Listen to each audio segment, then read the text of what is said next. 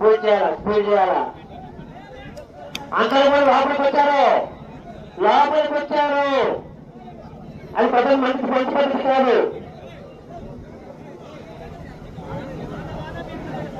ఏ పక్కన ఏం చేస్తున్నా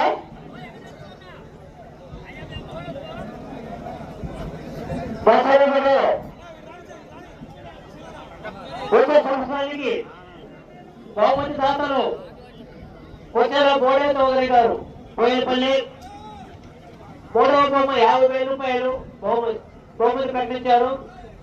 మూడవ బహుమతి కొనగంటి గాలయ్య గారు కొమరూరు 30,000 రూపాయలు. చిమట వెంకటేశ్వర నరసాయపాలెం వారు 20,000 రూపాయలు.